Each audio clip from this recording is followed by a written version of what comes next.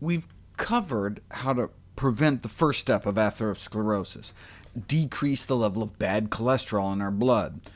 What about blocking some of these other steps downstream?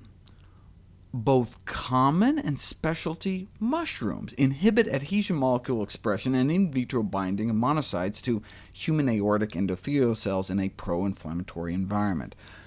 So that means mushrooms may help block both this step and this step. Basically, what these researchers at Arizona State did was take the lining of a human artery, soak it overnight with either nothing, the control group, or shiitake mushrooms, crimini mushrooms, oyster mushrooms, maitake mushrooms, or plain white button mushrooms.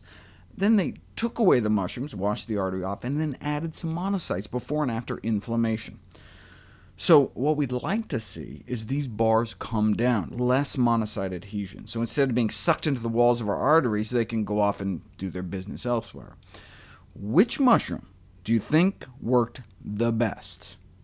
They all worked, but in another victory for this little fungi, plain old cheap white button mushrooms worked the best. And under inflammatory conditions, they found the same thing, but shiitake didn't even seem to work much at all. The health implications are that diverse mushrooms, including common and specialty mushrooms, can protect against cardiovascular disease by interfering with events that contribute to atherogenesis.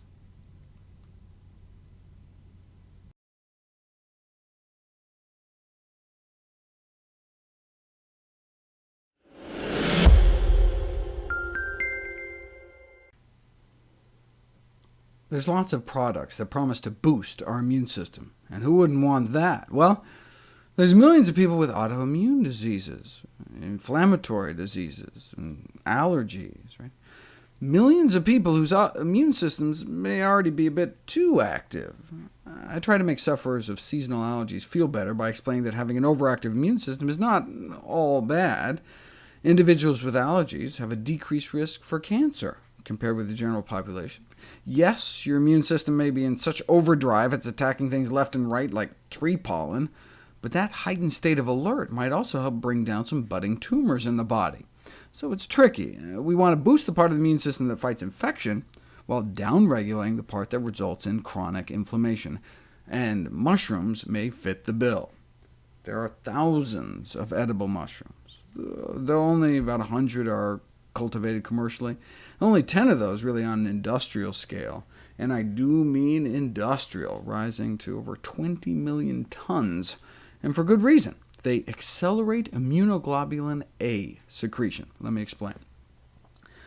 Though skin is considered our largest organ, we actually interface with the outside world more through our mucous membranes that line our mouth, our entire digestive tract, our reproductive and urinary systems, inside the breast glands, on our eyeballs, occupying our largest body surface area.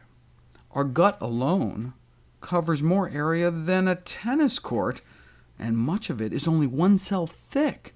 One microscopic layer is all that separates us from all the toxins, viruses, and bacteria out there, and so we need one heck of a first-line defense. And that defense is called IgA, immunoglobulin A. Immunoglobulin means antibody. These are our type A antibodies. Dietary intake may improve mucosal immunity by accelerating IgA secretion, but no studies have ever been conducted on mushrooms until now. So they had half people eat their normal diet, half eat their normal diet, plus cooked white button mushrooms every day for a week. Then, using the passive dribble method for collecting saliva, they just measured the amount of IgA they were pumping out. No change in the control group, but after a week of mushrooms, IgA secretion jumped 50%, and even stayed up there for a week after they stopped eating the mushrooms.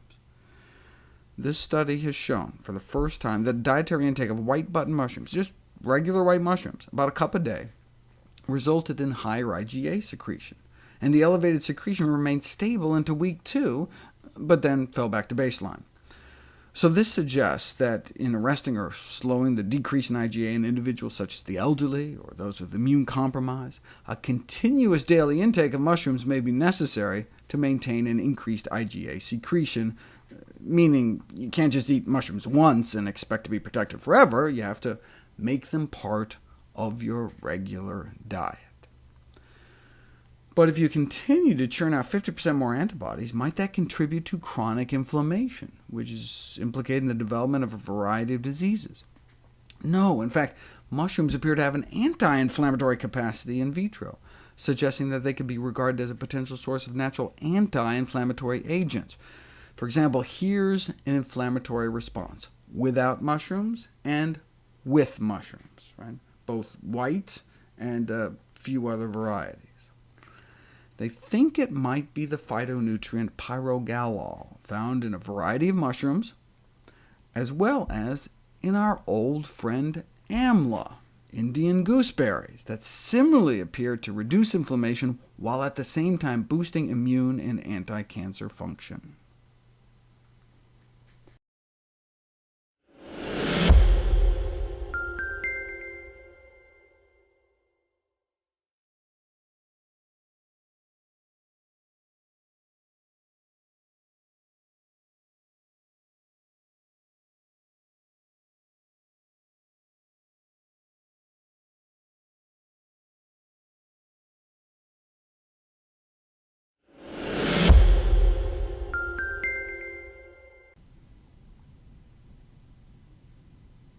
If you remember, plain, cheap, convenient white mushrooms appeared able to outsmart breast cancer cells that try to make their own estrogen by crippling the enzyme tumors use to make it.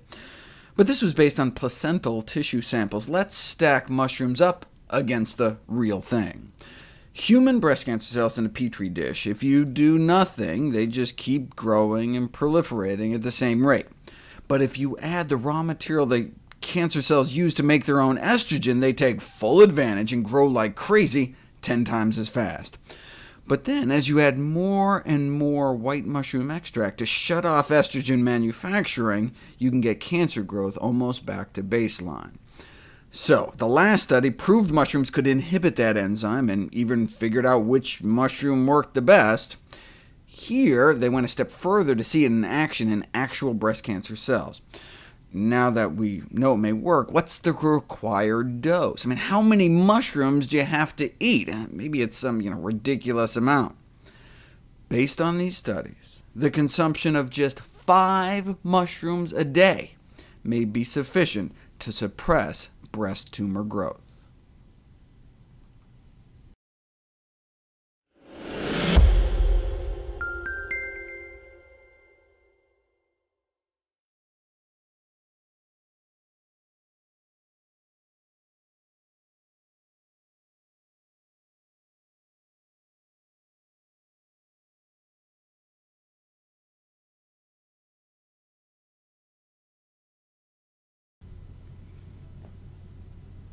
In this landmark study to find out which vegetable was best at suppressing the activity of the enzyme used by breast cancer cells to undermine our defenses, mushrooms came out number 1. But that was just for plain white mushrooms. If that's how regular mushrooms roll, then think how good the exotic varieties may do. So they put them to the test, comparing regular mushrooms to wood ear, crimini, oyster mushrooms, Italian brown, enoki, button mushrooms, which are just baby versions of regular white mushrooms, stuffing mushrooms, which are just big white mushrooms, shiitake, chanterelle, and portobello. We already know what this one is here. Remember, 60 to 65% drop. White mushrooms, the original. Most of these other mushrooms are stuck up there in celery carrot land, but one beat out our regular fun guy. Which one do you think it was? Wood ear, crimini, oyster, Italian brown, enoki, button, stuffing, shiitake, chanterelle, or portobello. I never would have guessed this one. Better than plain white mushrooms? Big plain white mushrooms. In conclusion, these studies suggest the daily intake of the common white button mushroom may have a significant cancer preventive effect with regard to breast cancer development. White button mushrooms are relatively inexpensive and readily available in markets across the United States, and therefore are a feasible addition to any dietary plan.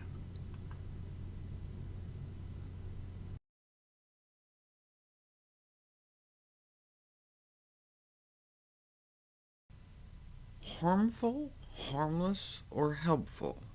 Raw mushrooms. I got an email from someone last year saying that Dr. Joel Fuhrman told his patients to stop eating raw mushrooms out of fear of a natural toxin in regular white mushrooms called agaritine, which is essentially destroyed by cooking. Now, I get crazy emails all the time about doctors spouting all sorts of nonsense, but I have tremendous respect for Dr. Fuhrman, so I took it seriously enough to research the topic, and what do you think I found? Raw mushrooms, harmful, harmless, or helpful? Has Fuhrman just drank one too many of his blended salads, or is he really onto something? He's right. Mushrooms have all sorts of amazing health benefits, but eat them cooked.